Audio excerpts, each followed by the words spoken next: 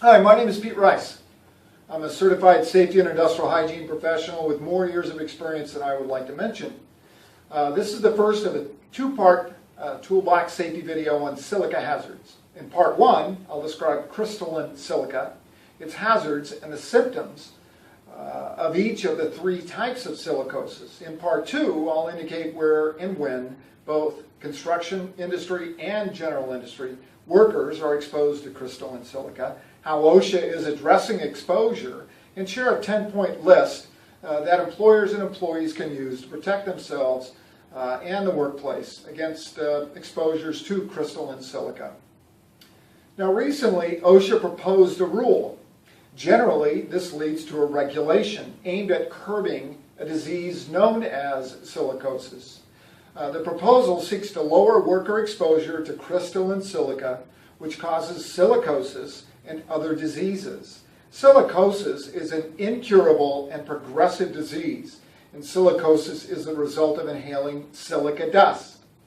Now, inhalation of silica dust can lead to silicosis, lung cancer, chronic obstructive lung disease, and kidney disease in workers.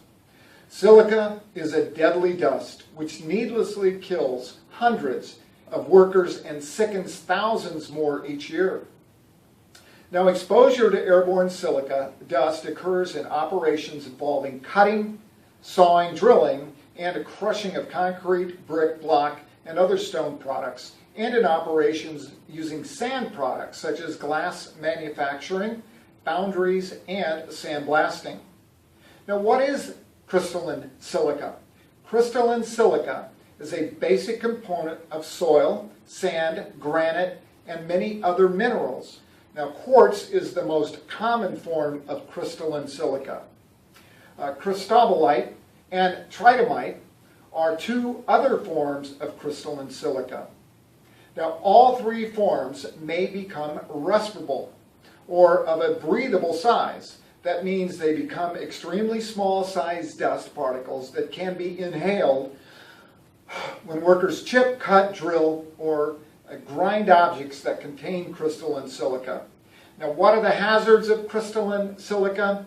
Silica exposure remains a serious threat to nearly 2 million U.S. workers, including more than 100,000 workers in high-risk jobs such as abrasive blasting, foundry work, stone cutting, rock drilling, quarry work, and tunneling. Now, the seriousness of the health hazard associated with silica exposure is demonstrated by the fatalities and disabling illness that continue to occur in sandblasters and rock drillers. The respirable silica dust enters the lungs and causes the formation of scar tissue, thus reducing the lungs' ability to take in oxygen. There is no cure for silicosis. Since silicosis affects lung function, it makes one more susceptible to lung infections like tuberculosis. Also, smoking causes lung damage and adds to the damage caused by breathing silica dust. Now, what are the symptoms of silicosis? Silicosis is classified into three types. There's chronic or classic, accelerated, and acute. Now, chronic, or otherwise known as classic silicosis, is the most common and occurs after 15 to 20 years of moderate to low exposure to respirable crystalline silica. Symptoms associated with chronic silicosis may or may not be obvious. Therefore, workers need to have a medical evaluation to determine if there is lung damage. As the disease progresses, the worker may experience shortness of breath. In the later stages, the worker may experience fatigue, extreme shortness of breath, chest pain, or respiratory failure. Now, accelerated silicosis can occur after 5 to 10 years of high exposure to respirable crystalline silica. Symptoms include severe shortness of breath, weakness, and weight loss. The onset of symptoms take longer than in acute silicosis. Now, acute silicosis occurs after a few months or up to 2 years following exposures to extremely high concentrations of respirable crystalline silica.